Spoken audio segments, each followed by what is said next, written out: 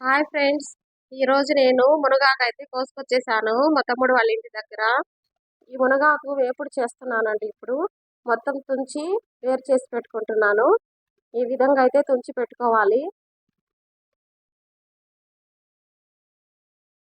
ఈ మునగాకు తినడం వల్ల చాలా ప్రయోజనాలు ఉన్నాయి. కంటి చూపుకు చాలా మంచిదండి ఇది. ముఖ ముఖం కూడా బాగా కాంతివంతంగా వస్తుంది దీనివల్ల. చాలా ఉపయోగకరమైనది. అందుకని ప్రతి ఒక్కరూ మునగాకు అనేది తినండి. పిల్లలు కూడా చెప్పండి తినాలని. చాలా ఆరోగ్యానికి మంచిది.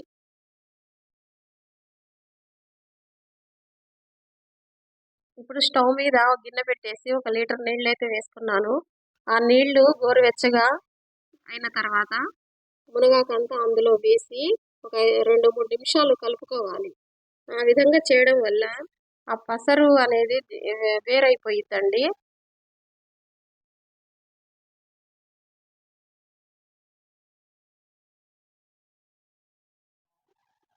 ఈ విధంగా నీళ్లు వేడెక్కిన తర్వాత మునగాకులో వేసుకొని బాగా అటు ఇటు కలిపేసి ఆ పసరు మొత్తం పోయే వరకు మొత్తం వేరు చేసుకోవాలి. ఆ నీళ్ళని వంచేసి.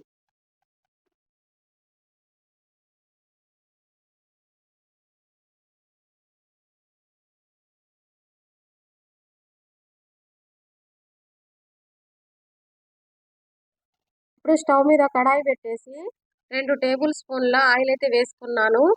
ఆయిల్ వేడెక్కేలోపు ఒక ఎర్రగడ్డ తరిగి పెట్టుకోవాలి. ఎర్రగడ్డ, 2 ఎండుమిర్చి, ఆవాలు మొత్తము పక్కనైతే తీసి పెట్టుకోవాలి. ఆయిల్ వేడెక్కిందండి. ఎర్రగడ్డ అందులో వేసుకుంటున్నాను.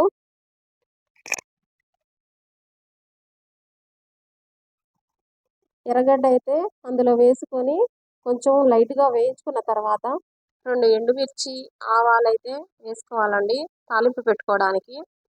అలాగే చివర్లో కరివేపాకు కూడా వేసుకుంటున్నాను.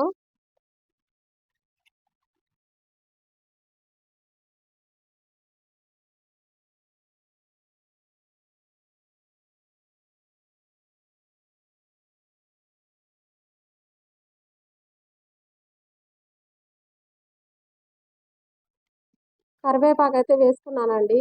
తాలింపు అయితే వేగింది. తాలింపు వేగాక ఆ మునగాకు అందులో వేసుకొని ఒక 2 నిమిషాల పాటు వేయించుకోవాలి.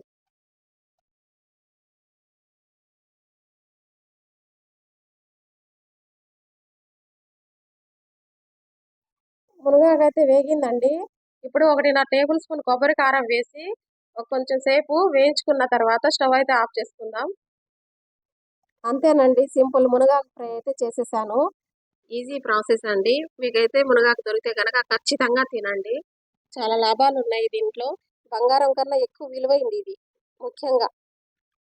ఈ వీడియో నచ్చినట్లయితే లైక్, షేర్, సబ్స్క్రైబ్ చేసుకోండి. అంతవరకు బాయ్.